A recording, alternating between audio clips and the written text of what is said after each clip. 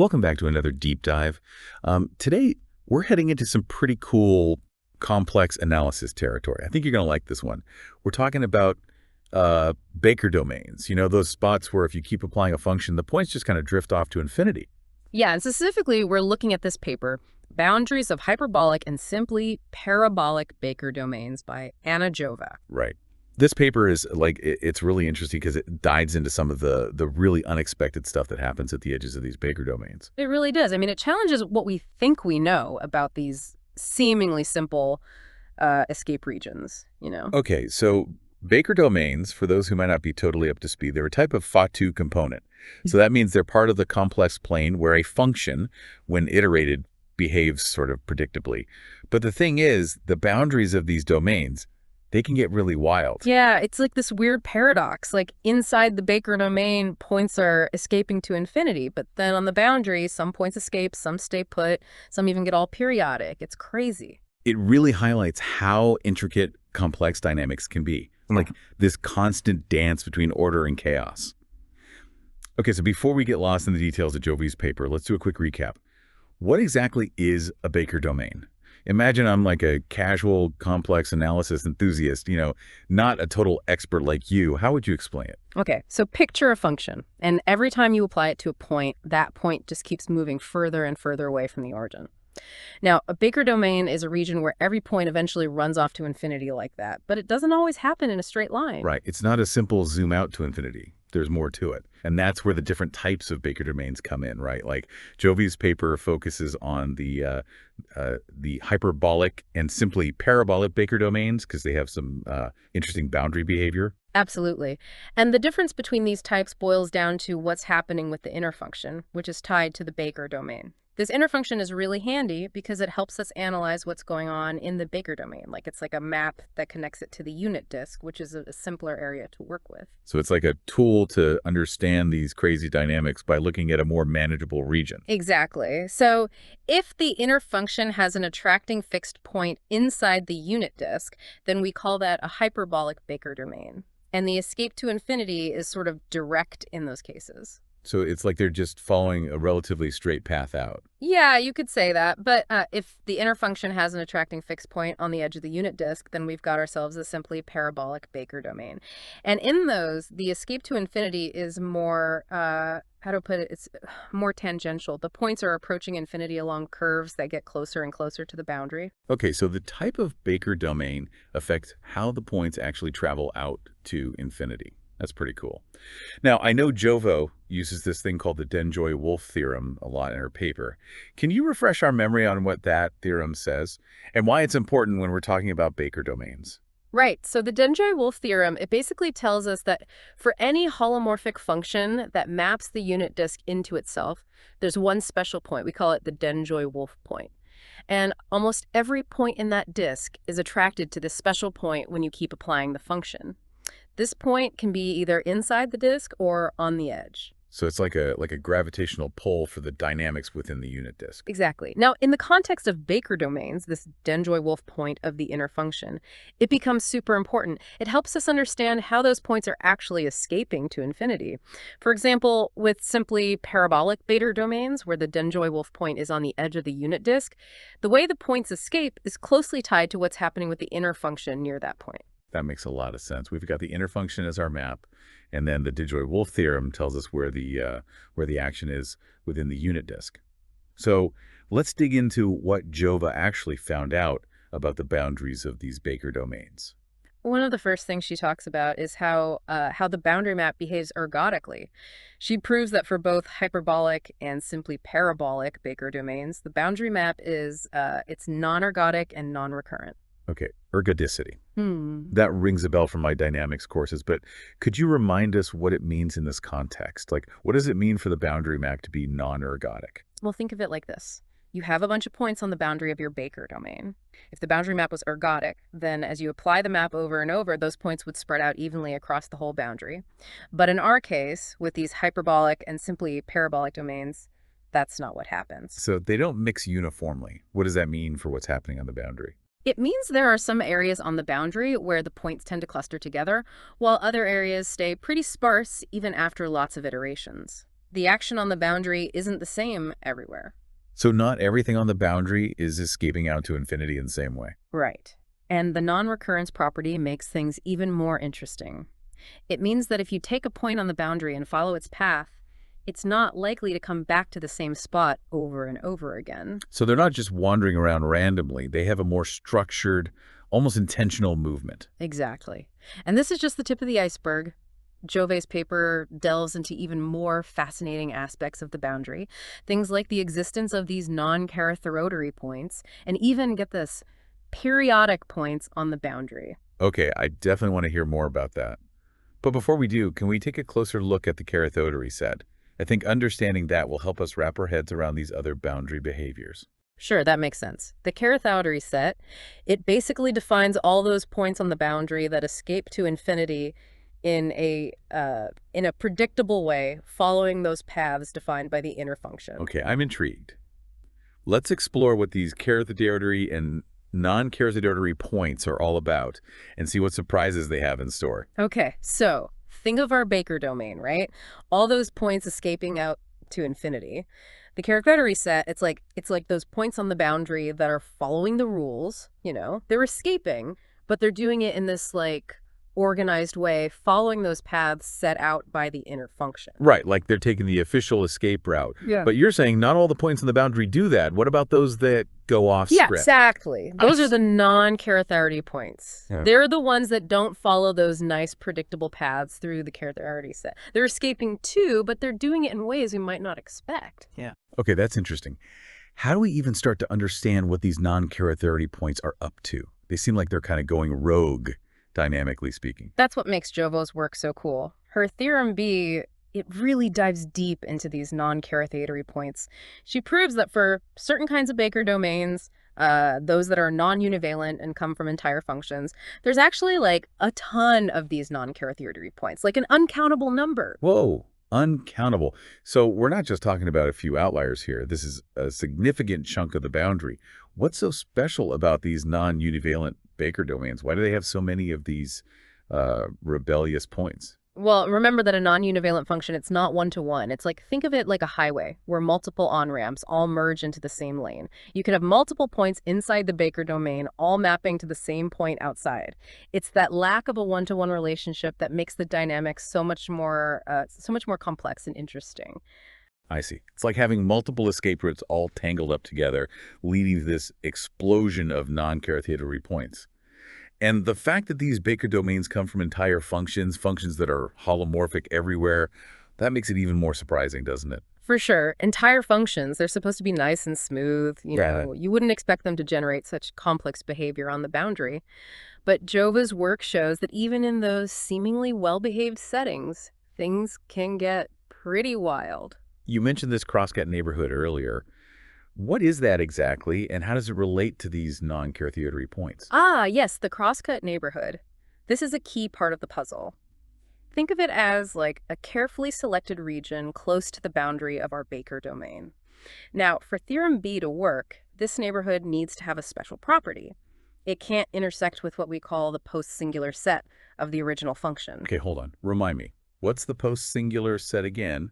And why does it matter if our crosscut neighborhood touches it or not? Right. So the post-singular set, it's basically all the forward iterates, all the images of the singular values of our function. In singular values, those are the points where the function might be misbehaving, like where the derivative is 0 or doesn't even exist. They're the troublemakers in our dynamical system. So if our crosscut neighborhood stays away from those troublemakers, it means that the dynamics in that region are, well, a bit more well-behaved. Exactly. By making sure our crosscut neighborhood doesn't touch the post-singular set, we're creating this controlled environment where we can really see how those points behave without those singular values messing things up. And it's in this controlled environment that Jove is able to prove that there are all these, uncountably many non-characterized points. That's really clever. It's like setting up a safe zone on the boundary where those unconventional escapes can happen without any interference. Exactly. It's all about careful mathematical construction. And it really shows us that the boundary of a Baker domain, it's not just some simple dividing line. It's a dynamic and complex region with its own structure and hierarchy. Now, we've talked about those points following the rules with the characterized set and those going their own way with the non-characterized points. But you mentioned something even more surprising earlier, those periodic points on the boundary. How can you have periodic points in a place where everything's supposed to be escaping to infinity? Yeah, this is one of the most counterintuitive findings in Jovo's paper. It's like finding a quiet oasis in the middle of a raging storm, and it really shows how subtle and complex these dynamics can be. I'm all ears. Tell me more about how Jove explains the existence of these periodic points. What has to happen for something like that to even be possible? Okay, so it all comes down to Theorem D, which lays out the specific conditions for these periodic points to exist on the boundary. And just like with the non-carathator points, it all hinges on having this carefully chosen cross-cut neighborhood. Remember that neighborhood can't intersect with the post-singular set. We need to make sure we're looking at a region where the dynamics are nice and controlled. So again, we're setting the stage for this unexpected behavior by creating a safe zone on the boundary. What happens next? How does Jove actually show that these periodic points can exist in that setting? Well, the proof gets a bit technical, but essentially she constructs a sequence of points within that special cross-cut neighborhood. And then, using the properties of the inner function, she shows that this sequence eventually leads to a periodic point right there on the boundary. It's really clever. Amazing. So by being really strategic about where we start and using the properties of the inner function, we can actually force the dynamics to create this periodic orbit on the boundary, even though everything else is trying to escape. Precisely.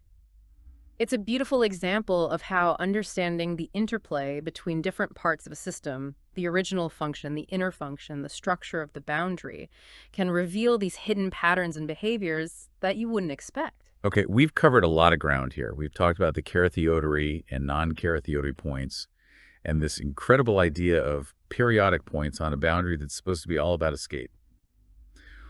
What other surprises did Jove uncover in this paper? Well, there's one more thing in the paper that really blew my mind. It's about those non-characterized points again, the ones that, don't follow the usual escape plan laid out by the characterized set. Oh yeah, those rule breakers. What about them? So Jove, in Theorem D, she proves that sometimes, under the right conditions, you can find points on the boundary that do this crazy thing. She calls it bungee. Bungee, like as in bungee jumping. Yeah, it's a perfect analogy, actually.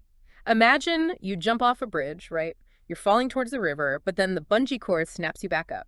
Then you fall again, it snaps you back up. Okay. You're kind of oscillating between these two extremes. That's what these bungee points are doing on the boundary. They're orbits, they're not just escaping to infinity, and they're not staying in one place either. They're going back and forth in this wild, unpredictable way. Wow, that's crazy. So we have points escaping in an organized way, points trapped in those periodic cycles, and now we have these points doing this bungee dance on the boundary. The boundary of a Baker domain is starting to sound less like a simple escape route and more like a dynamic dance floor or something. It's a great way to put it. Jova's work really shows us how much more there is to these boundaries than we might think. And get this, the conditions for these bungee points to exist, they're very similar to the conditions for those periodic points. Yeah. It all comes back to that cross-cut neighborhood, the one that avoids the post-singular set. Right. So it's like this safe zone, free from those troublesome singular values, allows both periodic points and these bungee points to show up. Exactly. It's a delicate interplay between the structure of the boundary, the inner function, and the dynamics of the whole system. This has been an incredible deep dive. I mean, we started with the basics of Baker domains, explored those characterized and non-characterized points, and ended up with these mind-blowing concepts of periodic points and bungee points on the boundary. Amazing. And all of this came from just one paper by Anna Jove.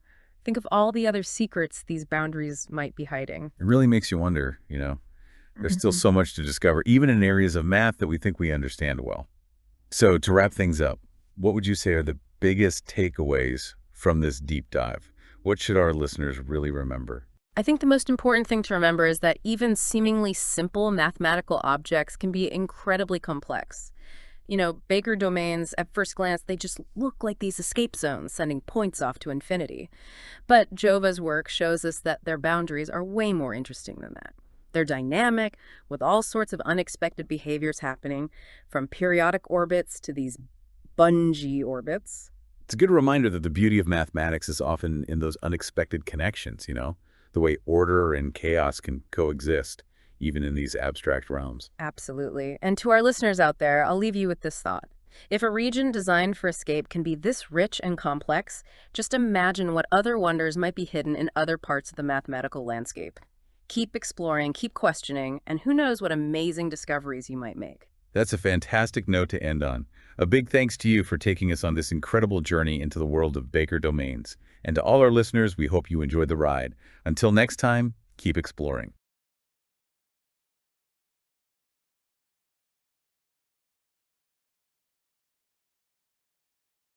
Welcome back to another deep dive.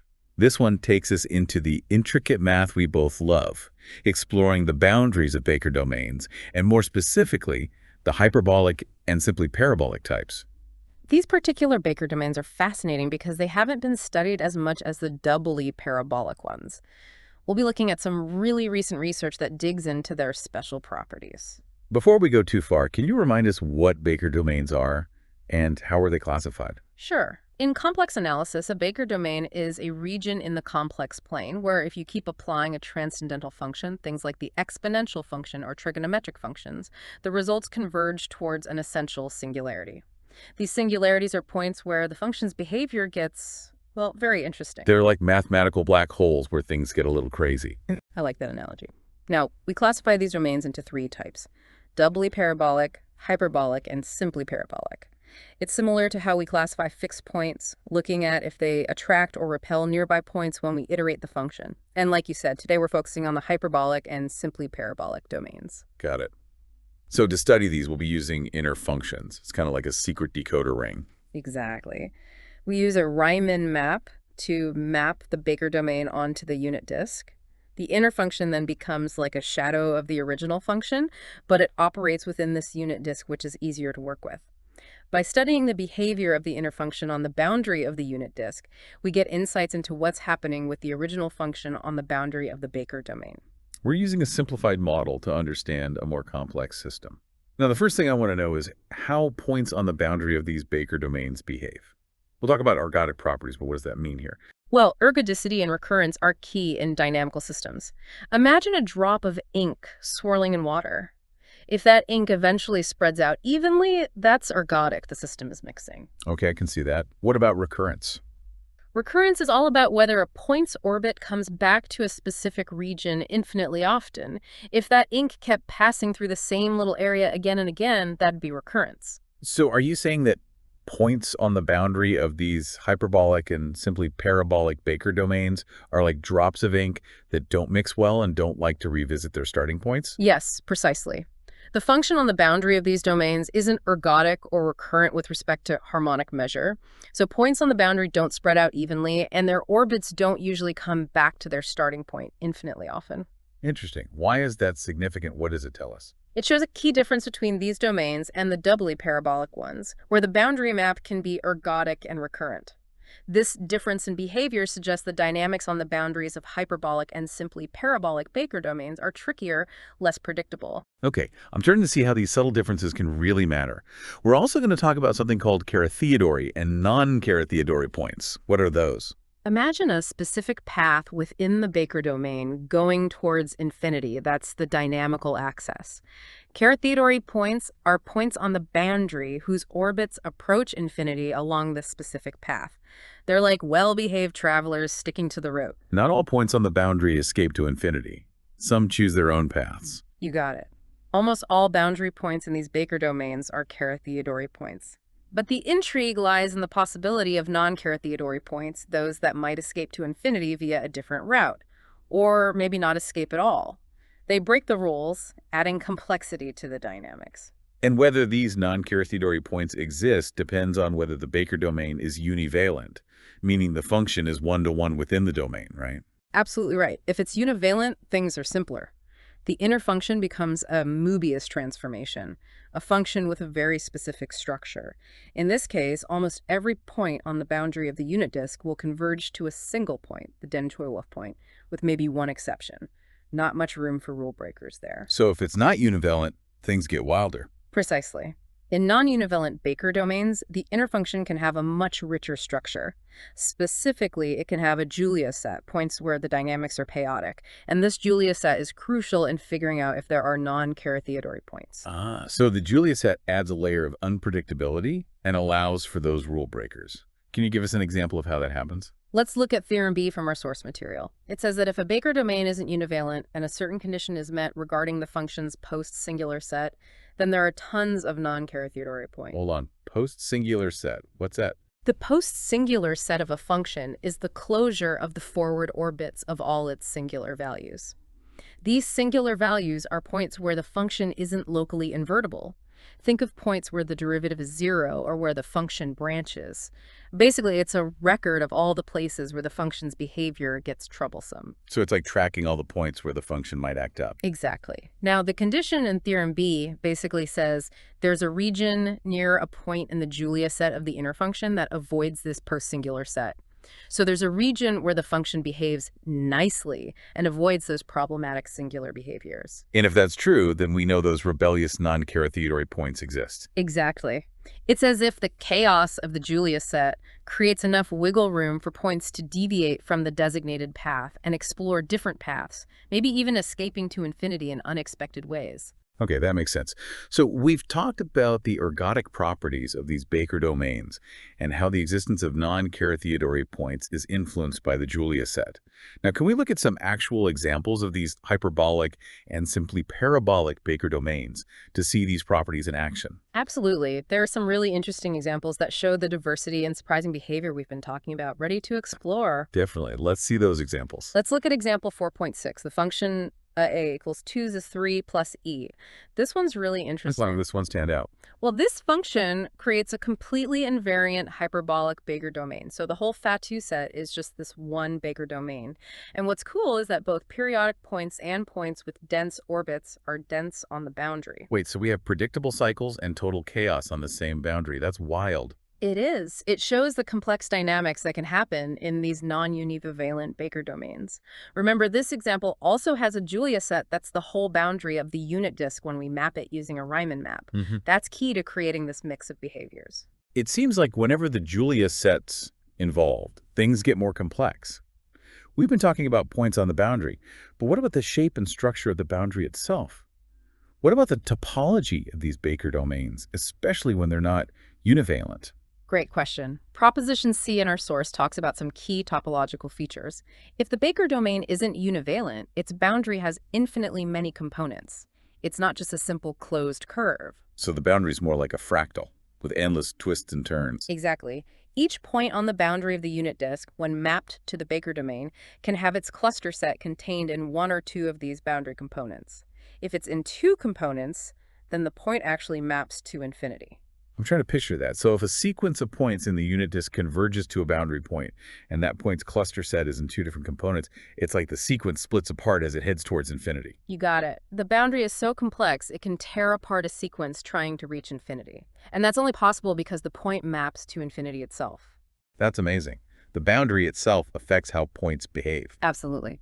Proposition C also tells us something cool about the inner function when not every point on the unit disk maps to infinity. It says that in this case, the Julia set of the inner function has to be a Cantor set. A Cantor set. That's one of the coolest and weirdest things in math.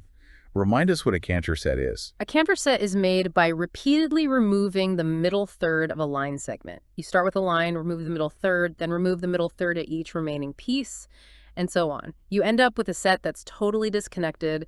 There's no continuous intervals, but it's still uncountably infinite. It's like dust on a line, but infinitely complex dust.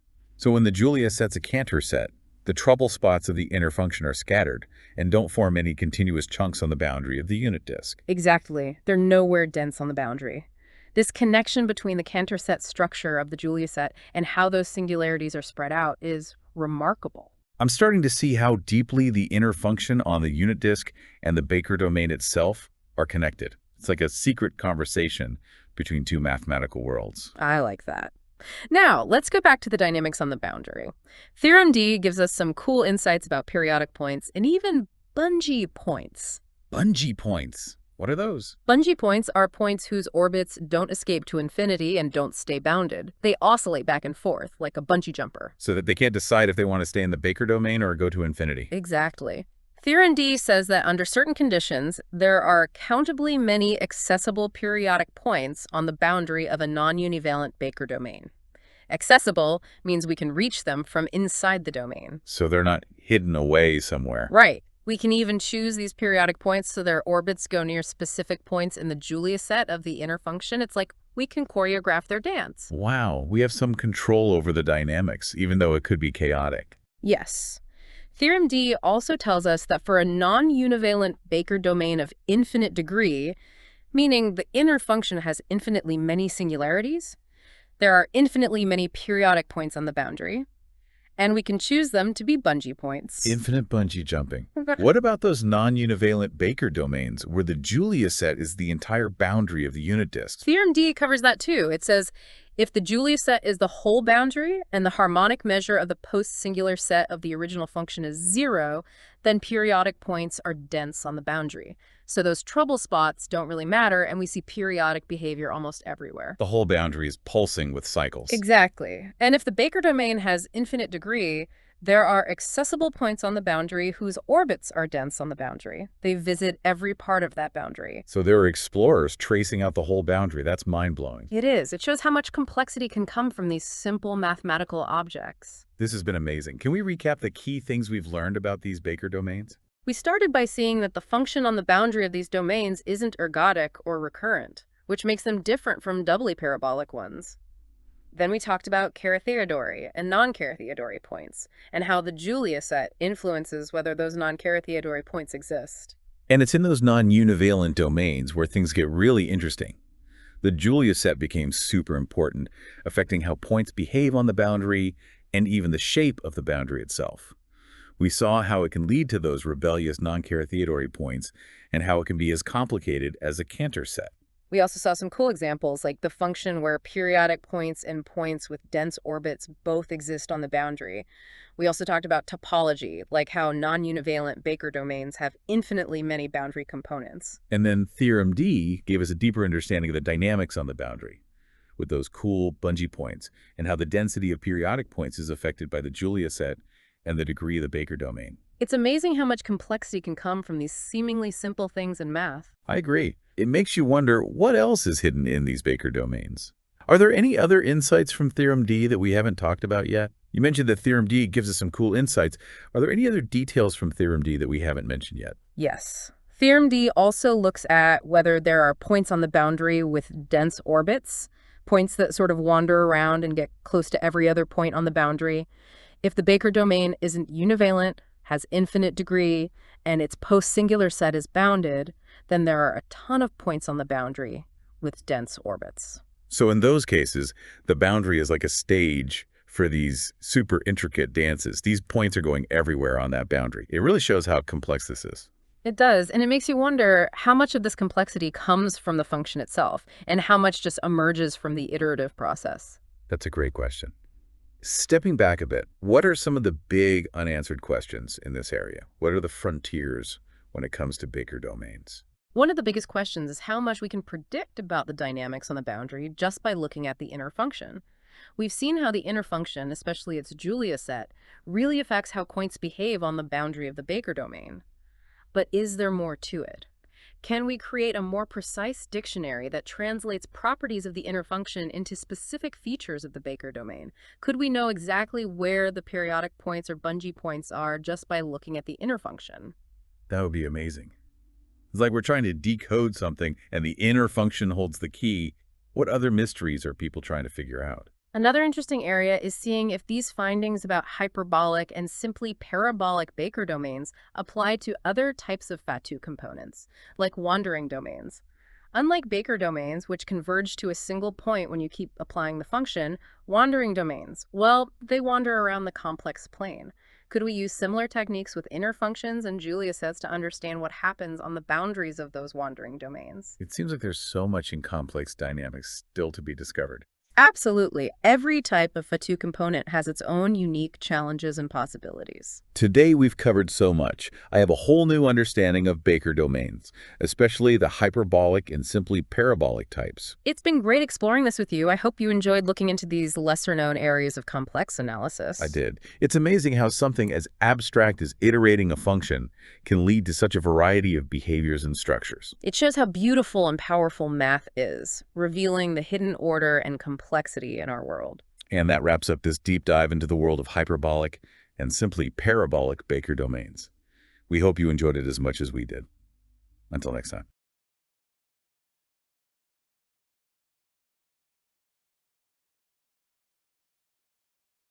Welcome back, everyone. Today we're doing a deep dive into a paper that really caught my eye. It's all about the boundaries of Baker domains. Oh yeah, fascinating stuff. Specifically, we'll be looking at the hyperbolic and simply parabolic types. Right, those areas in the complex plane where points sort of wander off towards infinity when you keep applying a function, but not in the simplest way. Exactly. It's kind of like they're drifting out there, but with a bit of a twist. And what I really liked about this paper is that it goes deep. Oh, absolutely. It doesn't shy away from the math at all. Not one bit. So if you really want to understand the mechanics of these Baker domains, this is the deep dive for you. It's definitely for those who want to get their hands dirty, so to speak. The paper relies pretty heavily on this idea of inner functions, to really analyze how things behave inside a Baker domain. Inner functions, right. I remember those being kind of like stand-ins for the more complicated function within the domain. Exactly. Yeah, they kind of capture the essence of what's happening, but in a simpler, more manageable way. And this paper, it really goes into the properties of these inner functions, especially how they work within hyperbolic and simply parabolic domains. Now, what I found really interesting is how much time the paper spends exploring what happens to points right on the boundary of a Baker domain. Yeah, it's not always obvious whether those points will escape to infinity or how they'll behave if they do. Not at all. The paper introduces this concept of the Dendroy-Wolf set, which is essentially the collection of all those boundary points that do eventually escape to infinity. So if a point is part of that set, it's destined to escape, even if it takes a while to actually get there. Precisely. But then it gets even more interesting because the paper also brings up the idea of the characterized set. Okay, and how is that different? Well, this one's a bit more subtle. It's not just about whether a point escapes to infinity, but how it does so. It's more about the specific path it takes, the access route to infinity. So there could be different, escape routes to infinity within the same Baker domain, and some points take a more roundabout path than others. You got it. The characterized set helps us distinguish between the points that escape in a kind of conventional way versus those that might take a more, shall we say, unexpected route.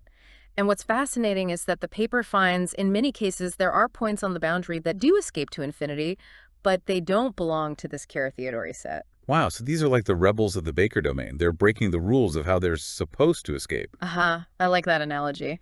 The paper calls them non-characterized points, and it gives us theorem B, which lays out specific conditions for when these rule breakers actually exist. So theorem B is where things really get interesting. Can you give us a sense of what those conditions are without getting too deep into the technical weeds? Sure. So the conditions in theorem B have a lot to do with something called singular values and something else called the post-singular set. Okay, remind me about those again.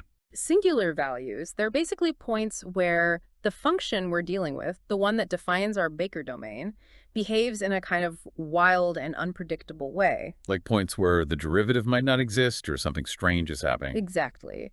And the post-singular set is just the collection of all the points you get by repeatedly applying the function to those singular values. It's like tracking the lineage of those troublemakers. Got it, like their family tree.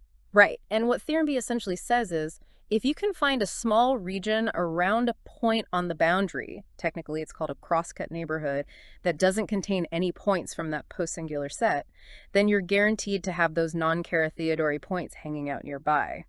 So if a part of the boundary is relatively well-behaved, in the sense that it's far away from the influence of those troublemakers, then it's more likely to harbor these unexpected escape artists. That's a great way to put it, and the paper takes this even further by providing specific examples to really show the variety of behavior you can get on the boundary.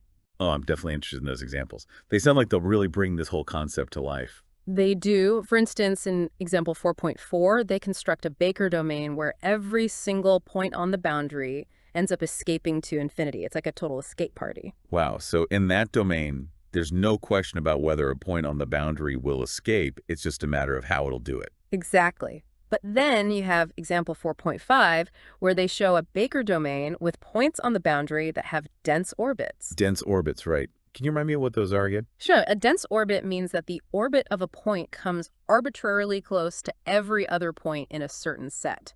So in this example, there are points on the boundary that just never settle down. They keep wandering around, getting close to every other point on that boundary. Wow, so they're kind of like eternal explorers, never settling down in one place. Yeah, that's a great way to visualize it. And these examples, they really highlight just how much diversity you can have in terms of how points on the boundary behave in these Baker domains. This is already blowing my mind. I can't wait to see what other surprises this paper has in store for us. Me too. There's so much more to uncover, but I think this is a good place to take a pause. We've covered the basics of Baker domains, inner functions, and the different kinds of boundary behavior. I agree. And I'm sure our listeners are itching to dive even deeper into the specifics of those fascinating theorems and examples. Oh, we'll definitely get to those. But for now, let's give everyone a chance to digest what we've covered so far. Okay, so we're back and ready to go even deeper into these Baker domains. Before we took a pause, we were talking about all the surprising ways that points on the boundary can behave. You know, some escape off to infinity, others have those crazy dense orbits we were describing, and some just do totally unexpected things. It's true. They really keep us on our toes. And the paper goes on to explore this other really interesting question. Can you have periodic points, points that eventually cycle back to themselves? Can those exist right on the boundary of a Baker domain? That seems a little counterintuitive at first, doesn't it? I mean, if a point is on the boundary, and we know Baker domains are all about escaping to infinity, wouldn't you think it eventually gets swept away? Yeah, you'd think so. But it turns out the answer is actually yes. You can have periodic points on the boundary, which is pretty wild. I'm intrigued. How is that even possible? Well, the paper gives us Theorem D, which spells out the conditions for when these periodic points can actually exist. And guess what? It involves those same troublemaker points we were talking about earlier, the singular values and their post-singular set. Oh, those troublemakers are back to cause more chaos. So what does Theorem D actually say? It says, if you can find a region on the boundary that's kind of free from the influence of those singular values, sort of like those well-behaved regions we discussed before, then you're guaranteed to have some periodic points lurking somewhere on that boundary. Wait a minute. So it's similar to the condition for those non-carathetatory points. If a region on the boundary is far away from the influence of the post-singular set, it can lead to both unexpected escaping paths and D periodic points. You got it. It's like those regions have the potential for all sorts of unusual behavior. And get this, the paper goes even further. It shows that in some cases, those periodic points aren't just present on the boundary, they're actually accessible from inside the Baker domain itself. Hold on, you're saying you can draw a path from inside the Baker domain that leads directly to a periodic point on the boundary. That seems crazy. I know, it really challenges our intuition about how these boundaries work. It's like finding a secret passage that connects the inside of the Baker domain to these special points on the edge. This paper is just full of surprises. Every time we think we have a handle on these Baker domains, it throws us another curveball. Haha. That's the beauty of complex dynamics. Always more to discover. Now, switching gears a little bit, the paper also digs into the overall shape and structure of these boundaries, especially when we're dealing with entire functions. Okay, so now we're going beyond just looking at individual points and thinking about the bigger picture of the boundary itself. Right. And what they find is that the boundaries of Baker domains for entire functions can get really, really complex. They can even have infinitely many components. So we're not just talking about simple closed curves here. Nope, not necessarily. Picture a boundary that's broken up into infinitely many pieces, all intertwined with each other. That's the kind of complexity we're talking about. Wow, that's hard to even wrap my head around. What would cause that kind of fragmentation? Well, the paper connects this intricate structure to the Julia set of the inner function that's associated with the Baker domain. Remember how the Julia set is where the dynamics get really chaotic and unpredictable? Yeah, I remember us talking about those. So it's like the chaos of the Julia set is reflected in how fragmented and complex the boundary becomes. Aha, so it all ties back together. Yeah. The inner function, the Julia set, how points behave on the boundary. And even those singular values and their post-singular set, it's like they're all part of this intricate web of connections. Exactly. You're getting it. And to add another layer, the paper even goes into the role of the singularities of the inner function. Those points where it behaves really wildly. It looks at how those singularities can actually shape the boundary. So they're not just these isolated weird points. They actually have an impact on the bigger picture of the dynamics. Absolutely. They can influence things like whether the boundary is a single piece or broken up, how points escape to infinity, even whether those periodic points we were just talking about can exist. Wow, those singularities are really pulling the strings behind the scenes. You could say that. They add a whole other level of depth to the analysis of these systems.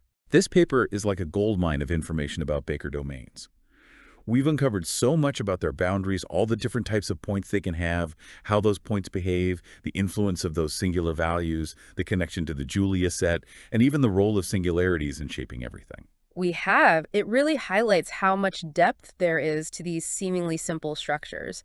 But there's one more piece of the puzzle we need to come back to, Theorem B, and those non-Carathéodory points. Oh yes, let's circle back to those. They were particularly fascinating because they really defy our expectations about how points should behave on the boundary. Absolutely. Understanding them is key to really grasping the nuances of these Baker domain boundaries. So, ready to dive into the specifics of Theorem B? Let's do it. I'm ready to unravel the mystery of those rule-breaking points. Okay, let's unpack this Theorem B and those non-Carathéodory points. I'm still kind of hung up on how they seem to break all the rules about how points are supposed to escape to infinity. Yeah, they're definitely rule breakers. Theorem B itself, well, it's a bit technical, but it basically gives us a tool to figure out where these unconventional escape artists are hiding. And it all comes back to, you guessed it, those troublemaker points, the singular values, and the post-singular set. Okay, one more time, just to make sure I've got it. What are those exactly? No problem. Yes. Singular values are those points where the function, the one that's defining our Baker domain, acts a little wild, a little unpredictable. Yeah, like where the derivative might not exist or something strange is going on. You got it. Yeah. And then the post-singular set, that's just all the points you get when you keep applying the function to those singular values over and over again, like tracing the lineage of those troublemakers. Okay, so how do these troublemakers relate to the non-Carathéodory points? It seems like there's a connection there. There is. What Theorem B says is, if you can find a little region around a point on the boundary, technically it's called a crosscut neighborhood, and that region is totally free from the influence of those singular values, then you know there are going to be non-Carathéodory points hanging out in that region. So it's like if a part of the boundary is kind of well-behaved, meaning it's far away from all the chaos of those troublemakers, then that's where these points that escape in unexpected ways are more likely to be. That's a great way to think about it. And the paper doesn't stop there. It shows that these non-Carathéodory points, they're not just sitting out there in isolation. You can actually reach them from inside the Baker domain. Wait, really? So there's a path from inside the domain that leads directly to one of these unconventional escape artists. Exactly. It's like a hidden pathway, connecting the interior to these special points on the edge that are breaking all the rules. This paper is seriously making me question everything I thought I knew about Baker domains. It's amazing how much complexity is tucked away inside what seems like a simple idea. I know. And it really shows how powerful complex analysis can be when it comes to revealing these hidden layers of behavior. And one of the things I really appreciate about this paper is how they don't just present these abstract theorems, they also give you concrete examples to help illustrate what they mean. Yeah, those examples were really helpful. It made it much easier to grasp those abstract concepts. I agree. For example, they show that some Baker domains have boundaries where every single point is a non-Carathéodory point. In these domains, every single point on the boundary escapes in a way that we wouldn't expect. Wow, so it's not even a question of if a point on the boundary will escape to infinity, it's just a question of how we'll get there. And we know it will be unconventional. Absolutely. But then they also give examples of Baker domains where the boundary behavior is much more intricate, with points that have those dense orbits that never settle down. So there's a whole range of possibilities. Right. From boundaries where every point escapes in a surprising way, to boundaries where points are constantly wandering and exploring. Exactly. And that diversity, that range of boundary behavior, is part of what makes these Baker domains so fascinating to study. This has been such an eye-opening deep dive. This paper has really challenged my assumptions about how Baker domains work, especially those unexpected points on the boundary. I agree. It's been a great exploration. We've gone from the fundamentals of inner functions all the way to the nuances of those escaping paths, those periodic points, and of course, those intriguing non-Carathéodory points. And we've seen how those singular values we were talking about, and the structure of the Julia set, and even the properties of singularities, all come together to shape this complex landscape. It all ties together beautifully. It's been a journey with a lot of twists and turns, and it just goes to show how rich and deep the field of complex dynamics truly is. This deep dive has been fascinating. Thank you so much for walking us through this paper and for sharing your insights. And to our listeners, thank you for joining us on this journey into the complex world of Baker domains. We hope you found it as intriguing as we did.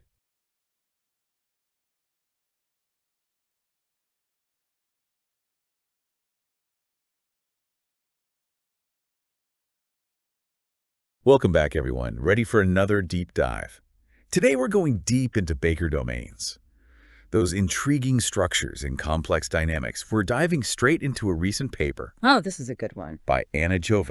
Yeah? It's called Boundaries of Hyperbolic and Simply Parabolic Baker Domains. If you're into the finer points of boundary behavior and those less explored domains, This is the paper for you. you're in for a treat. Indeed, this paper is quite a journey. It really goes beyond the well-trodden territory of doubly parabolic domains. Definitely right. Jove really delves into the intricacies of hyperbolic and simply parabolic ones, revealing some surprising results. Right from the start, the paper dives into some pretty heavy concepts. Yeah. Before we get to the main findings, Sure. can we take a step back and clarify a few things for our listeners? Of course. For example, like, what exactly is a Baker domain? Right. And what makes them unique in the world of complex functions? Excellent point. Yeah. It's easy to get lost in the details without a solid grounding. Right. A Baker domain, Yes. simply put, is a region in the complex plane where the iterates of a transcendental meromorphic or entire function, think of functions like the exponential or sine, Yeah. tend towards an essential singularity, Okay. which is often infinity. So infinity, Yeah, they're a bit like mathematical black holes, drawing points inexorably towards them. yes, exactly. And what sets these Baker domains apart from other types of domains in complex dynamics? What makes them so special? What's fascinating about Baker domains Yeah. is that they only appear when you're dealing with transcendental functions. Okay. You won't find them Interesting. with simpler functions like polynomials. Okay. It's as if these transcendental functions have a unique ability They do. to create these regions of infinite attraction. Okay, so transcendental functions are key to this whole Baker domain phenomenon. Yes, Now, the paper introduces a powerful tool it does. called inner function Yes. to help us understand these complex structures. Yeah. Can we unpack that a bit? Absolutely. I remember encountering them in my studies, but a refresher would be great. Inner functions are incredibly useful here. Imagine trying to study the dynamics within a Baker domain. Yeah. It can be quite messy with points swirling towards infinity. Right? An inner function essentially creates a map that transforms this complex domain into the much more familiar unit disk. So it's like taking a sprawling, chaotic map and neatly folding it into a pocket-sized version. Exactly. That's easier to analyze. Exactly. This mapping allows us to study the Baker domain's properties Right. more effectively. I see. And based on how these inner functions behave, Yeah. we can classify Baker domains into three main types: doubly parabolic, Okay. hyperbolic, and simply parabolic. Ah, yes. The three musketeers of the Baker domain world. Right.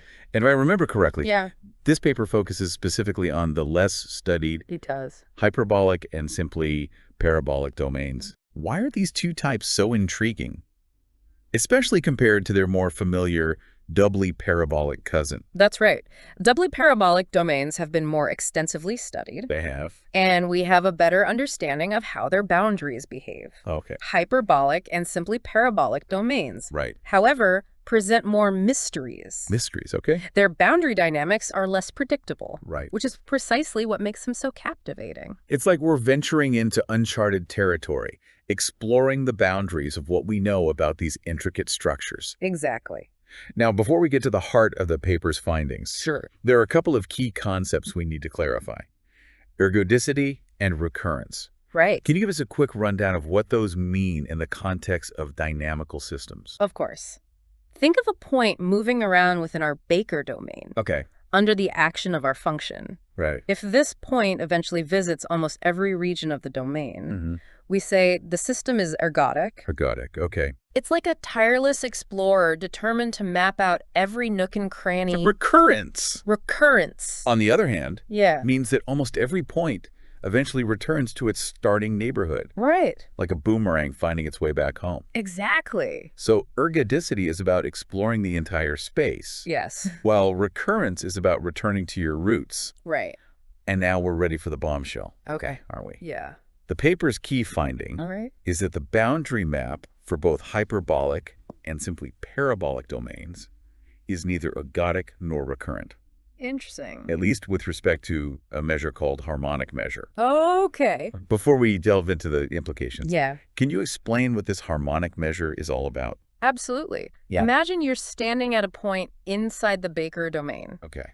Harmonic measure essentially tells you the size The size. Okay. of different sets on the boundary Right. from your perspective. From my perspective? Yeah, it's like saying, from where I'm standing, this part of the boundary seems more significant than that part. So the way of gauging the boundary's relative importance from an insider's viewpoint. Precisely. Okay. And what Jove discovered is that in these hyperbolic and simply parabolic domains, Right. points on the boundary don't behave as nicely as we might expect with ergodicity and recurrence. So not ergodic, not recurrent. Yeah. Gotcha. They don't explore the boundary uniformly, and they don't reliably return to their origins. That's fascinating. So this finding is really shaking up our understanding of how these less common Baker domains operate. Yes. It challenges the neat and tidy behaviors we see in doubly parabolic domains. Exactly. And this non-ergodicity and non-recurrence Right. hint at a deeper complexity in the boundary dynamics of hyperbolic and simply parabolic domains, something that sets them apart from their more predictable counterparts. Exactly. This is where things start to get truly mind-bending. All right. The paper then introduces two new sets, the characterized set and the non-characterized set. Okay. I have a feeling these are going to be crucial to understanding the paper's later findings. Yes, they are. Can you walk us through what these sets represent? Certainly. Let's picture a point on the boundary of our Baker domain. As we iterate our function, this point gets pulled toward infinity. Infinity, okay. Now, there might be a specific path it takes, Okay. a kind of dynamical access determined by the characterized topology. Okay. The characterized set is simply the collection of all the points that take this specific prescribed path to infinity. It's like having a designated express lane to infinity. Yes. And only certain points have the privilege of using it. That's a great analogy. But what about the points that don't follow this express lane? Right. Those rebellious points The rebellious ones. that take a more scenic route to infinity. Exactly. Right. They make up the non-characterized set. Okay. And here's where things get interesting. For non-univalent Baker domains, Non-univalent, okay. those where the inner function mapping is not a simple one-to-one correspondence, Right. like a Moebius transformation. This non-characterized set is not empty. That's right. There are indeed points venturing off the beaten path on their journey to infinity. Exactly. Hold on. Yeah.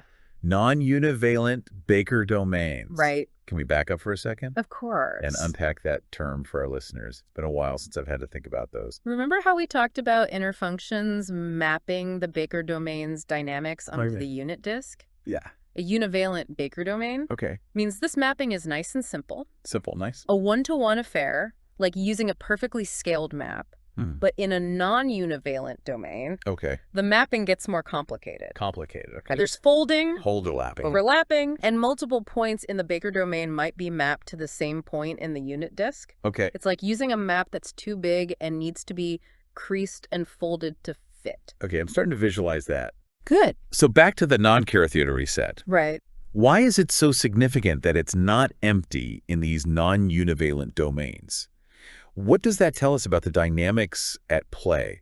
What's fascinating here is that it reveals a deeper level of complexity A deeper level. in how points on the boundary reach infinity. Okay. They're not all neatly following the same prescribed path. They're not. Some are veering off course, taking the scenic route, which adds a whole new layer of intrigue to the boundary dynamic. This is blowing my mind. I know, right? It seems like every step we take deeper into these Baker domains Yeah, reveals even more intricate details and unexpected behaviors. it does. Where does Jove's paper take us next on this journey of exploration? Well, next, we're diving even deeper into the topology of these non-univalent domains, Oh, deeper. specifically those associated with entire functions. Entire functions. Prepare to enter a world of infinite complexity Oh. as we explore the structure of these fascinating mathematical objects. Okay, now we're talking. I'm ready to get into the nitty-gritty of these boundaries. Let's take a moment to gather our thoughts, and then we'll delve into the topological insights that await us. All right, we're back and ready to delve into the topological complexities of these non-univalent, hyperbolic, and simply parabolic Baker domains. From what I gather, the boundaries of these domains are anything but simple. Yeah, they can get pretty wild. Infinitely many connected components. That sounds like a recipe for some serious mathematical chaos. It is quite remarkable. Yeah. Imagine trying to sketch a boundary that's fragmented into infinitely many pieces. Yeah, It's a mind-boggling exercise in visualization. I can only imagine. Yeah. So how does Jove's paper help us make sense of this intricate structure? What are the key insights she provides? One of the most fascinating aspects is the connection Jove reveals Yeah. between the dynamical plane of our original function and the unit disk where the inner function operates. Okay. Remember how we discussed that inner functions map the Baker domains dynamics onto the unit disk? Yeah, I remember that. Well, it turns out Okay. there's a close relationship between the Julia set of the inner function, where all the chaotic action happens, Right. and the points on the boundary of the Baker domain that correspond to infinity. We call these accesses to infinity. Okay, so we're talking about specific points on the Baker domain's boundary Yes, that, if you follow their path under iteration, lead you straight to infinity. precisely. Okay. And here's where things get even more interesting. In these non-univalent, hyperbolic, and simply parabolic Baker domains Okay. of entire functions, the Julia set of the inner function takes on a very special form. What's that? It's a Cantor set. Whoa, a Cantor set. Now that's a blast from my fractal geometry past. Right. Those mind-boggling structures where you keep removing the middle third of a line segment over and over again, Yeah. creating this infinitely intricate self-similar pattern. Yeah. How does that even work in this context? It's quite remarkable, isn't it? It is. It highlights the deep interplay between the dynamics of the original function and the structure of its associated inner functions. So fascinating. But wait, there's more. The paper also tackles a long-standing open question in the field. Does every Baker domain have a periodic point on its boundary? Ah, yes, the quest for those elusive periodic points. Right. Points that, under iteration, eventually loop back to themselves, Exactly. creating a repeating pattern. Uh-huh. Seems like such a fundamental question. It is. And Yeah. Jove provides a partial answer, Okay. focusing again on those non-univalent, hyperbolic, and simply parabolic domains. Right.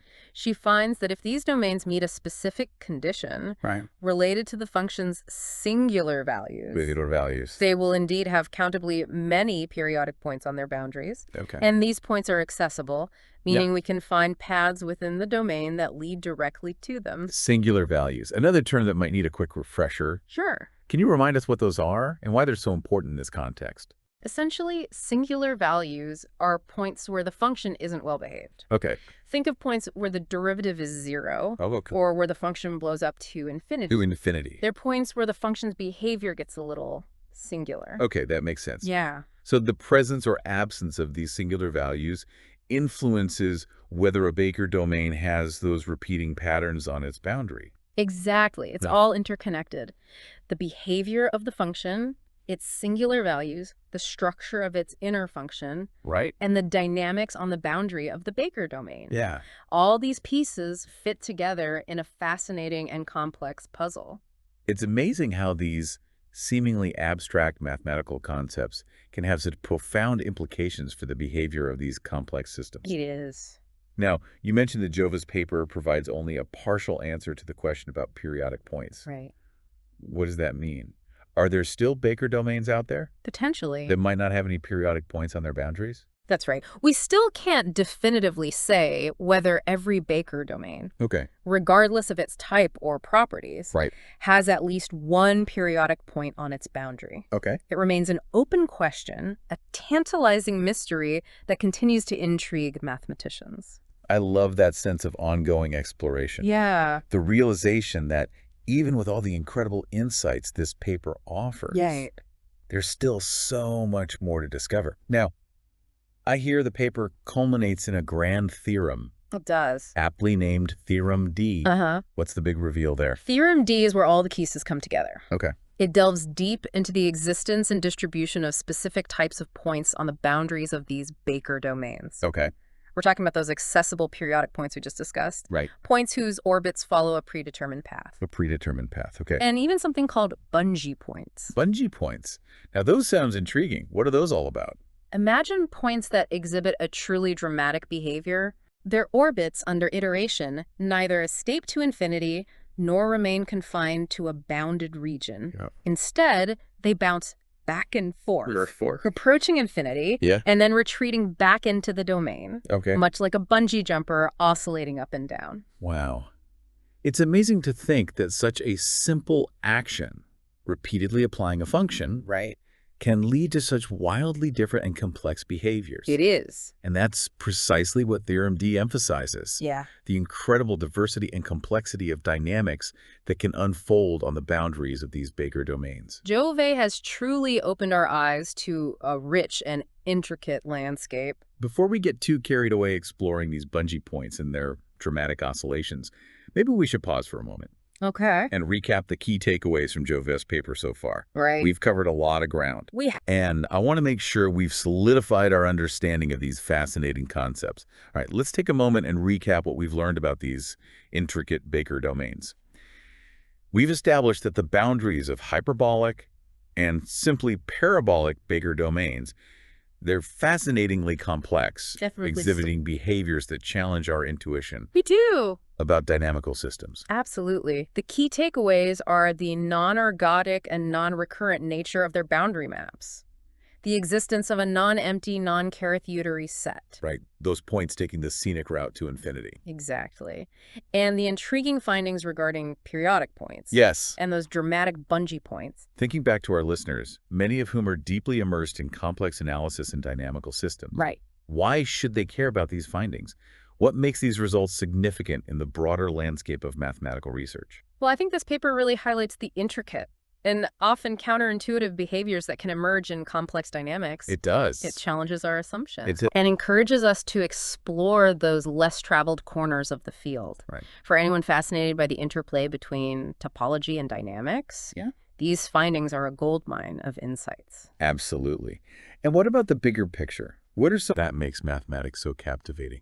Thanks for joining us on this deep dive into the world of Baker domains. It's been a truly mind-expanding journey.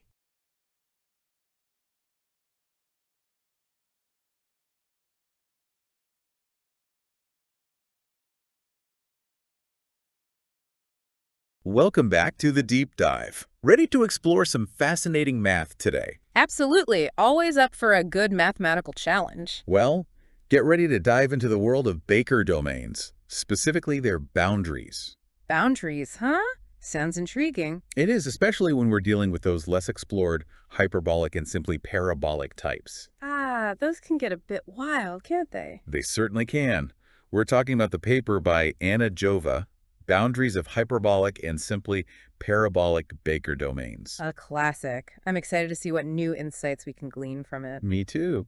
And for our listeners who might not be as familiar with these concepts, we're talking about transcendental meromorphic and entire maps, not just your everyday polynomials. Right. And remember, Baker domains only exist for these transcendental functions. Precisely. That's part of what makes them so fascinating to study. It's like watching numbers sprint towards infinity on the complex plane. A thrilling race indeed. Now, we're all familiar with Fatou and Julia sets, right? Of course, the calm and chaotic regions of a dynamical system. And Baker domains fall within that predictable Fatou set, those areas of relative tranquility. But things get a bit more unpredictable when we examine their boundaries. Especially with those hyperbolic and simply parabolic types, unlike the more well-behaved, doubly parabolic domains. Where boundary points tend to have those dense orbits, right? Exactly. These other types exhibit far more, shall we say, unconventional behaviors. So how do we even begin to unravel the complexities of these boundaries? Well, Jove employs some classic tools of the trade. Inner functions and Riemann maps. Ah, those trusty companions. The inner function helps us simplify the map's dynamics within the Baker domain. And the Riemann map. It acts as our bridge, connecting our potentially wild Baker domain to the familiar territory of the unit disk. So the inner function captures the essence, and the Riemann map translates it into a language we understand. A perfect analogy. And this connection is crucial because it lets us relate the behavior of points on the unit disk's boundary to the much more mysterious boundary of our Baker domain. You got it. Now, let's talk about classifying these Baker domains. We've got the three main types: hyperbolic, simply parabolic, and doubly parabolic. And this classification, based on Cowan's work, hinges on how the associated inner function behaves near its Denjoy-Wolff point. The Denjoy-Wolff point being that special attractor within the unit disk. Unless, of course, we're dealing with a rotation. Right. So it essentially dictates the direction of escape within the Baker domain. Precisely.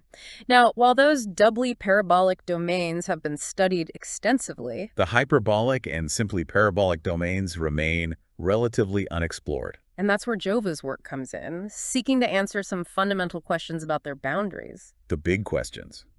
How complex can these boundaries get?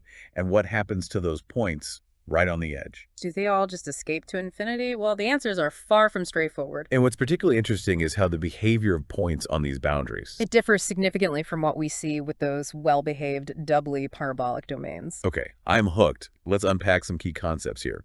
Like singularities and their impact on the boundary dynamic. Singularities, those points where our function decides to misbehave. They play a critical role, and their behavior within the inner function's Julia set, denoted by JG, directly impacts the boundary of our Baker domain. It's like those singularities are throwing a wrench into the otherwise smooth flow of things. And the Riemann map faithfully translates that disruption onto the boundary of our Baker domain. Now let's shift our focus to ergodicity and recurrence. Oh, yes. Ergodicity, that idea of a system being well mixed over time. And recurrence, whether a point revisits a region infinitely awful. How do these apply to the boundaries of Baker domains? Well, Jove discovered that for both hyperbolic and simply parabolic Baker domains, that boundary map, which describes the movement of points on the boundary under iteration, it's non-ergodic and non-recurrent. Wait, so instead of spreading out evenly over time, those points are doing something completely different? Absolutely. This sets them apart from those doubly parabolic domains with their dense boundary orbits.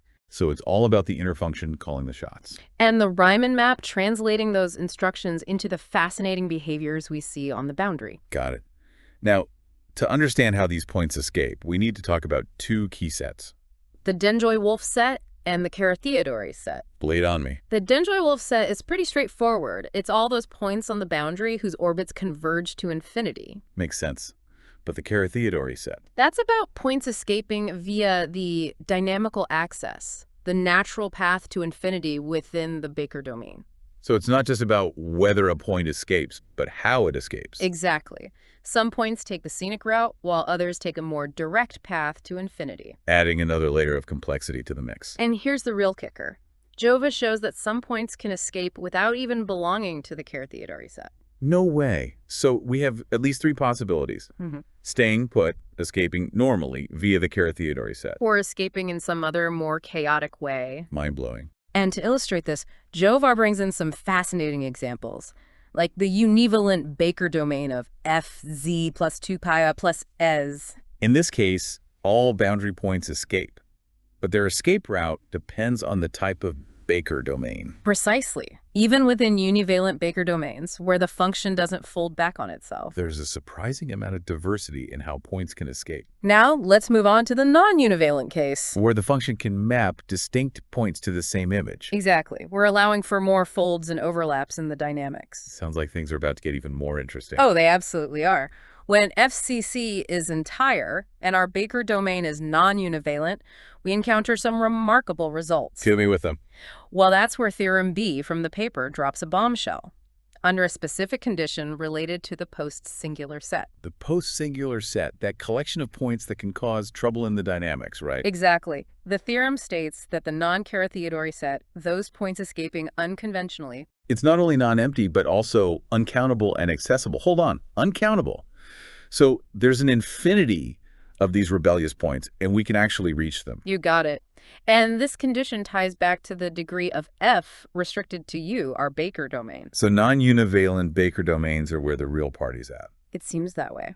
And that brings us to proposition C, which sheds more light on the boundaries, topology, and dynamics. Okay, I'm ready for more. Well, proposition C reveals that the boundary, NEU, has infinitely many components in this non-univalent case. Infinitely many. That's a lot to unpack. Each component is linked to a unique point in the inner function's Julia set, with a few exceptions. So the Julia set is like a blueprint for the Baker domain's boundary. A very intricate blueprint. And if the set of points mapping to infinity under the Riemann map Doesn't cover the entire boundary of the unit disk? then the Julia set, JG, turns out to be a Cantor set. A Cantor set. Those mind-boggling, infinitely self-similar structures. The very same, and the singularities of G become nowhere dense. It's incredible to think that such intricate sets are embedded within these dynamics. It is indeed. And proposition C also tells us something about periodic points. Those points that eventually return to their starting position after a certain number of iterations. They're not dense on the boundary unless JG occupies the entire boundary circle. So the topology of the boundary and the dynamics of the inner function are deeply intertwined. They are indeed. We've gone from the basics of Baker domains to the intricacies of their boundaries. Touching upon ergodicity, Cantor sets, and some pretty remarkable theorems along the way. It's been quite a journey, and we're just getting started. Welcome back, ready to dig into those PUF techniques. Absolutely. Those are the real gems of this paper. You mentioned the hyperbolic metric, Kobe distortion, and the gross star theorem. Each playing a crucial role. Let's start with the hyperbolic metric. A natural choice when dealing with Baker domains, right? Exactly. Remember, we're focusing on a specific region, denoted as W. That carefully chosen region excluding the post-singular set. Right, ensuring a sort of expansion property for F, as highlighted in Lemma 5.1. Lemma 5.1, laying the groundwork for those expansion and contraction properties. Crucial for understanding the dynamics within W. So the inverse branches of F contract within W. And even more so when we restrict them to compact subsets. Setting the stage for that classic fixed point argument. A powerful tool in our arsenal. If we can show that a continuous function maps a space into a smaller version of itself. We know there must be a fixed point lurking somewhere. But how do we actually create this squeezing within the Baker domain? Lemma 5.2 provides the key. It's all about finding a specific point on the boundary, denoted as X. A point with some desirable properties, I presume. Exactly. X needs to be the image of a point in the Julia set of the inner function G, denoted as S. And we want to ensure that X has a well-behaved neighborhood. A neighborhood where those inverse branches of F are nicely defined. And that's where our condition on the post-singular set comes in handy again. We need to steer clear of any trouble caused by those pesky points. Okay, so we've got our point X with a nice, well-behaved neighborhood. Now we leverage a key property of the Julia set, the density of iterated preimages. Meaning we can always find an inverse branch of F that maps X back into a smaller neighborhood. Precisely.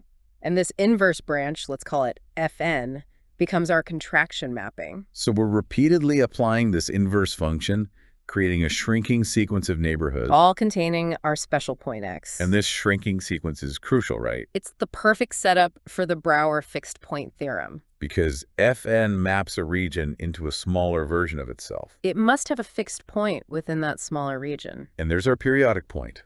But how do we know it's accessible from within the Baker domain? That's where our choice of X and the properties of the Riemann map come into play. By selecting X as the image of a point in JG. And carefully choosing our neighborhoods to respect the dynamics of both F and G. We can construct a path from within the Baker domain, leading straight to our periodic point. It's all about carefully setting the stage to guarantee both the existence and accessibility of that periodic point. Brilliant. And this construction allows us to go beyond just finding a single periodic point. Remember, Theorem D demonstrates that we can generate a countable infinity of these accessible periodic points. It's remarkable how much control we have over the dynamics. It really highlights that deep connection between the inner function on the unit disk and the behavior of F on the boundary of our Baker domain. Now let's talk about that other fascinating result from Theorem D. The existence of points whose orbits visit neighborhoods of any countable collection of points in JG. That's where the proof gets even more intricate, involving a clever inductive construction. That's challenging. It is, but the core idea is to construct a point, X, whose orbit under F shadows a chosen sequence of points in JG. Shadowing, meaning the orbit gets arbitrarily close to the images of those points in JG, under G. You got it. It's like trying to choreograph a dance between two different sets of points. Sounds like a mathematical ballet. But how do we pull that off? By carefully selecting a sequence of inverse branches of f. Each inverse branch mapping a point in the orbit of x to a point near the image of a corresponding point in our JG sequence. Exactly. And as we move along this chain of inverse branches, we ensure that the radii of the neighborhoods around these points shrink to 0. guaranteeing that the orbit of x truly shadows our chosen sequence in JG. It's a beautiful interplay between the orbits.